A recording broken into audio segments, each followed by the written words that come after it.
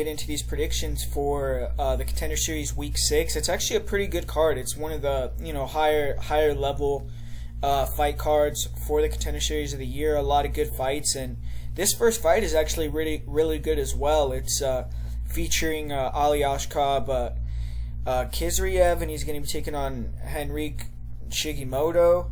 And it's a 12-0 guy in Aliaskhab, and Ali, if you look at his social media, he's done some training at American Top Team. He trains in Russia at Eagles MMA as well. And he's fought some guys with decent records. He's fought Husimara Paul Harris, who's in the UFC, Yasube Enomoto. And this is going to be his first fight in nearly 2.5 years, though, so that is something that you have to take into account a little bit. And he is usually a 170-pounder. He's even competed at 155, so it's going to be interesting. He's moving to middleweight. It's going to be his first fight in the United States, and his first fight in almost 3 years. So, his physique may look a little different. But his opponent, Henrique, is 13-3-1. He's riding an 8-fight win streak. This is going to be his first fight in the United States as well. But he's fought in multiple different countries, and the opposition level for him has been pretty low, though. He also hasn't really been super active. And Henrique, though, he is a powerful guy. He has one-punch knockout power, sharp hands. He puts combinations together behind the jab. There's real nice kicks. His counter overhand is brutal, and when he hurts someone, he will put his hands together, close the show.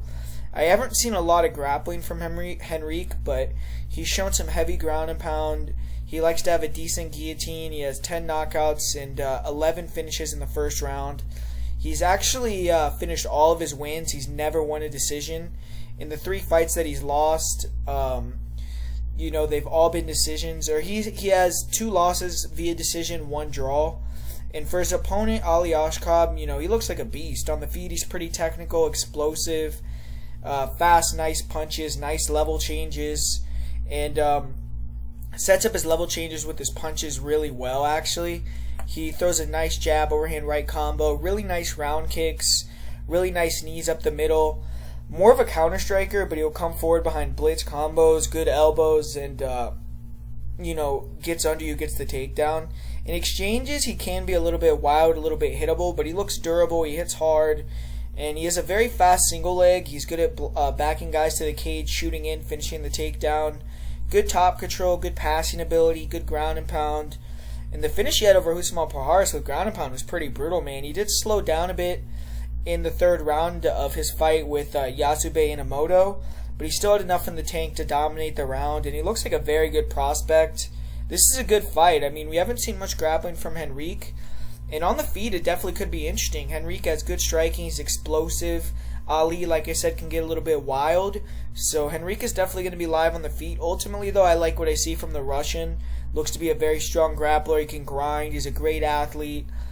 I'm a bit worried about the size. He probably will come in looking a little bit different, hopefully a little bit bigger, filled out, but this is going to be his first time at this weight class. I'm going to take him to get the takedowns, control, and maybe even get a finish with ground and pound or just win a decision, but my pick is going to be Aliaskhab Khizriev. In the next fight, we got another real close fight. We got Manny Martinez taking on Draco Rodriguez. And bantamweights here, Martinez, he's 6-1. He's riding a 5-fight winning streak. He has 5 consecutive knockouts, and he's knocked out a pretty notable name in Ricky Turcios, the White Contender Series alumni, during that streak. His 1 loss is a split decision, so he could arguably be undefeated. And he's trained out at Metro Fight Club in Houston, Texas. That camp is pretty good. They have Adrian Yanez as well, who fought in Contender Series earlier this year. His opponent, Draco Rodriguez, has an identical record, 6-1. He's the same age. He's 24 years old. Both guys are 24. I don't know if I said that about Mana. But Rodriguez, he's fought some solid competition. His 1 loss was to UFC fighter Tony Gravely, and it was a title fight, and he made it to the 5th round of that fight. He has a good win as well over Emeka Efekandu. He's a good prospect on the regional scene himself. Rodriguez, he's a finisher, just like Martinez. Rodriguez has only been to a decision 1 time in 8 fights. He's a pro boxer also, and you could see it in the way he fights. He has a nasty counter with his hands, big one-punch power, Pretty good lateral footwork. He walks fighters in a lead hook, straight right hands. His hands come fast and straight. He has a good head movement. He has a nice high guard in the pocket. He is very dangerous in exchanges. Tight, short hooks. He closes the gap and has big power. When he hurts his opponents, he goes for the kill. And I haven't seen him throw many kicks, but his hands and counters are real nice. He has 3 knockouts. He's been finished by strikes 1 time in his career and his loss. But he's a good grappler as well. He doesn't have the best wrestling, but he's an opportunistic submission artist. He catches guys in scrambles, nice guillotine. He's active off his back with arm bars. I have seen him put in some deep submissions, but he survived. He's never been submitted. He was able to survive 5 rounds with Tony Gravely without getting submitted on the mat, and he has another 3 finishes via submission. His last fight was the first time he won via decision in his career. For Leo Mana, he's a very technical, fluid striker himself. Good movement, distance control, fast hands, good kicks. He has really nice straight punches down the middle. He puts combinations together behind the jab well. Nasty lead left hook. 1-punch power with that left hook. He almost leaps into it. When he gets fighters back to the fence, he will let his hands go, attack the body, throw powerful uppercuts, nasty kicks, really nice low kicks. He'll throw body kicks. He has nice head kicks as well. All of his wins are via knockout. And in his one loss, he was facing a tall, rangy fighter. He was able to just keep him on the outside, outstrike him. Leo went to his grappling, and he usually blitzed to back his opponent up, then got in on the legs with a body lock. And the issue was his top game just looked bad. He got reversed. He got controlled on the mat himself. And his opponent was actually taunting Leo Mana, and he was smashing him in top position at the same time. So really looked kind of like an embarrassing thing happening to him. He didn't look good on the mat in that fight. And that was over 3 years ago, but I haven't really seen much grappling in his subsequent fights. Mana did show some okay takedown defense against Ricky Tercios briefly, but it was very quick. And he did jump on a guillotine in his last fight, which I didn't really like seeing in MMA, but he showed a good guard, got back up pretty quickly. And he isn't a quitter. He has solid cardio. In his decision loss, he was clearly outmatched, battered, but he still was trying to win until the very end, so that's something I like to see. And this is a very intriguing, close fight in my opinion. 2 strikers, but kind of different kind of strikers. Rodriguez is more of a basics guy. He's a boxer, stays solid. He needs one shot to take you out, forward pressure. And Mana, has more of that one-shot power, flowy, more diversity, kicks. I would say he's a little bit quicker. The grappling edge I would give to Rodriguez. Both these guys have toughness. Mana's a guy who's lost the 2 fights he's had that have seen a 3rd round. And if he can't get Draco out of there early, I think Draco may go to the grappling or start to push him backwards, work the hands better. I imagine Martinez is going to be the favorite, but I'm actually going to go the other way and say Draco gets a knockout with his left hook or a submission victory. He may face some adversity, but I'm going to trust his toughness, his cardio, and confidence right now. And I'm going to go with Draco Rodriguez here. In this 3rd fight of the night, we got Phil Hawes taking on Khadzhimurat Bestaev. And Phil Hawes is getting his 3rd opportunity to get in the UFC. He was unsuccessful on the Ultimate Fighter. He was unsuccessful in the White Contender Series. But he's had 3 straight wins in Bellator, in Brave, good promotion, so they're bringing him back here for likely his final shot. And Hawes has been regarded as a blue-chip prospect in MMA, but at 31 years old and some setbacks, you wonder if he'll ever really reach his potential. He still has time, but he needs to get going now.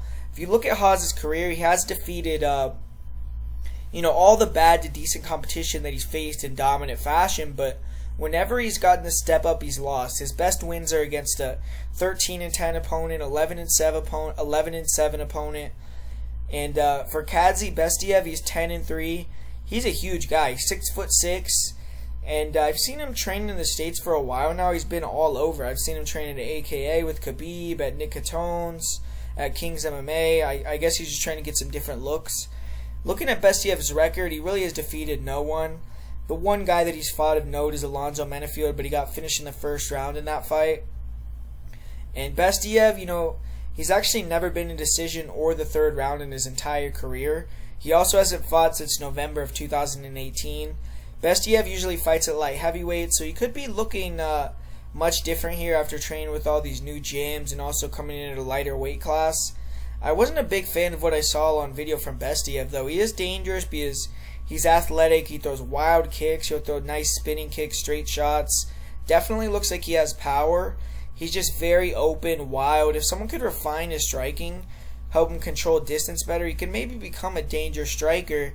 He just doesn't have good defense now, doesn't control the distance well, doesn't have good composure, doesn't set up his wild shots, he floats his chin, he allows fighters to close the distance on him and take him down. Off his back, I mean, he will attack guillotines, arm bars, triangles, long legs, so it is kind of hard to pass his guard. He'll roll for leg locks, but just isn't super dangerous. And I have seen him, go for leg locks, give up his back, go for a triangle, give up side control. And if he can't get the sub, he usually gets ground and pounded out. He's shown quit before in fights also. When fighters get him down, start raining down punishment. I've seen him tap out to an eye injury against Alonzo Menefield. I've also seen him kind of turtle up and quit against Blake Troop.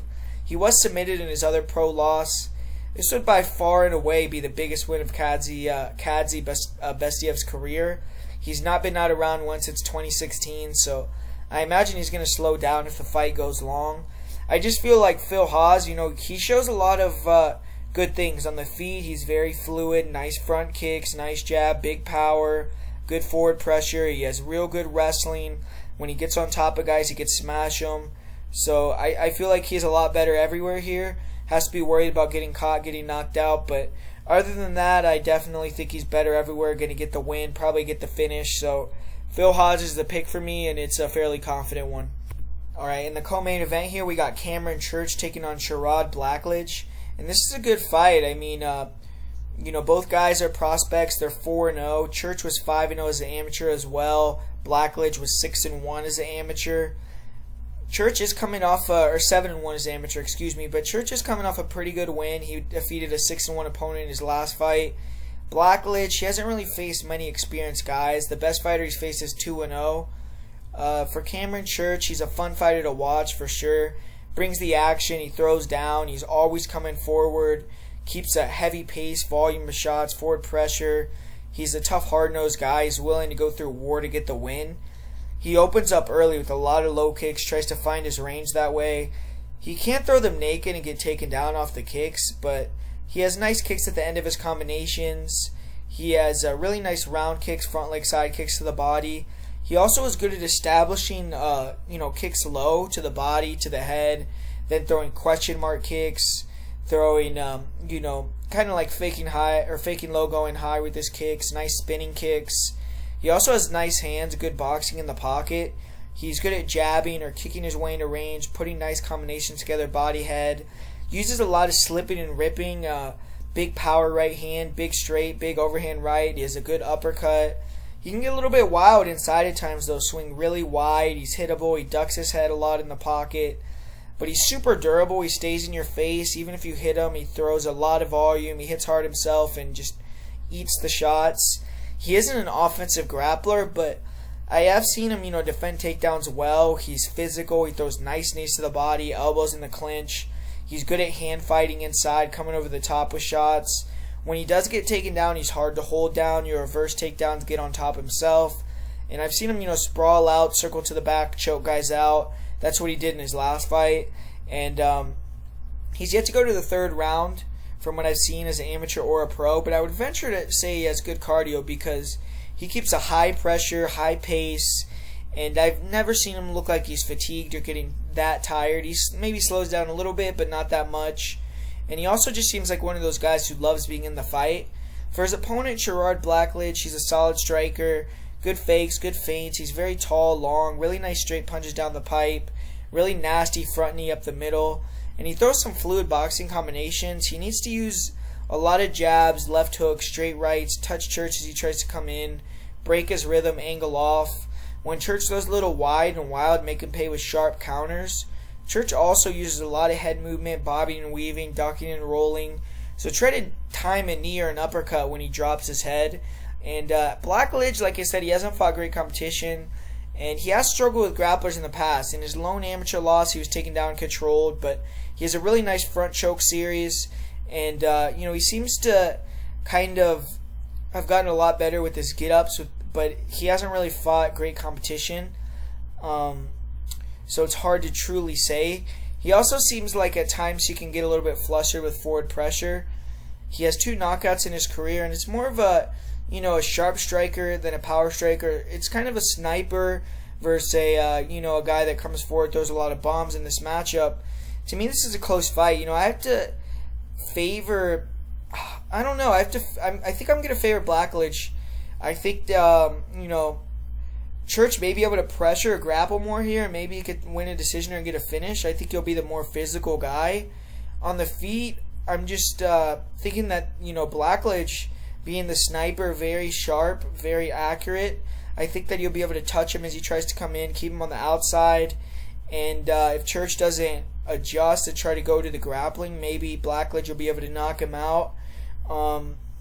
Church is going to give him openings. I mean, he gets wild closing the distance. I feel just like Draco Rodriguez, Blackledge is probably going to be an underdog here, so I want to take that shot on him. And I just feel like Church leaves openings coming inside, even though he's a very, tough guy, throws a lot of combos, pretty technical. I just feel like a guy like Sherrod, maybe he'll be able to catch him as he comes inside, or catch him with the uppercut, with a knee, with a straight, knock him out, or hurt him. So I'm going to take Blackledge here in a bit of an upset. And then on to the main event here, we got Tafon Nchukwi taking on Matavo, and two light heavyweights. Tafon is 3-0. He's coming out of Cameroon, 6-0 overall if you count his amateur fights, and he's knocked out all 6 opponents. He actually finished William Knight in his last fight. He's going to be taking on the 8-2 Samoan from Alaska, Matavo. Matavo, he's fought only in Alaska and Hawaii, and he's fought some decent competition in his last 3 fights, though, record-wise. For Tafon, he's an African fighter. He traveled to the States, so he is training at Team Lloyd Irving. And he's fought some decent fighters as well. Like you said, he just defeated William Knight. But this will be the first drop to 205 for him. And he's fought at 220. I think his last fight was at 225 or lower catch weight. So he's kind of been making his way down. But we do have to monitor, how he's going to look on the scales, everything like that. But he's a solid striker. He comes forward with a high guard, super fast, explosive, throws some nice punch kick combos, hits hard, he's durable, he's much more composed than Matavo. And in his last fight, he showed a strong base, good takedown defense. He was able to defend all the takedowns. He landed some spinning elbows to the head in the clinch. And the finish was early, but he landed some big ground and pound punches, reversed a takedown, and found the finish. And, I mean, he's just a very explosive counter-punching guy. His forward pressure seems like it kind of makes guys hesitant. And he's going to have a huge height and reach advantage in this fight. Huge size advantage overall. And Matavo, he's only 5'8", but he has won his last 4 fights overall. He's a brawler. He wings wild hooks. He has a nice jab, overhand right combination. He has a power left hook, heavy uppercut. He's a knockout artist, but he gets pretty tired quickly. He'll just wing wild shots. He's open to counters. He does have some nice front kicks to the body, some nice high kicks. He's light on his feet. 5 knockouts and 8 wins. He's not a grappler. I mean, he is pretty strong and stout, but I've seen him make some dumb decisions, like, roll for leg locks, end up on bottom, and fighters can't put him against the cage, control him there, take him down. And I've also seen him grab the cage in multiple fights, so I wouldn't be shocked if we saw that again here. He was submitted by JQ, and after he got taken down, he got Khadzhimurat pretty quickly. In his other loss, he got knocked out by Jeffrey Sanderson, but he also did come back and defeat Jeffrey. But for this fight, my pick is going to be Tafon. I just think he's the bigger guy, more explosive. They're going to bang, but, both have knockout power. Both are a little bit hittable. Both are kind of green. Al has much more experience overall. I just feel like Tafon looks good. He did really well versus Knight, finished him early. And, if this is going to be on the feet, he's going to have a huge size advantage, like I said, a power advantage, speed, explosiveness advantage, a composure advantage. And even though he's not as experienced, he should be able to get the win here, get the knockout. So there you have it, guys. That's the breakdown for the Dana White Contender Series. Like always, later tomorrow, we're going to be dropping that full betting perspective on Odds HQ, so I can tell you about every fight, what my parlay of the week is, what my confident picks are, the underdogs that I'm taking, and everything like that. So thanks for watching, guys. Thanks for always supporting, and I'll talk to you guys later.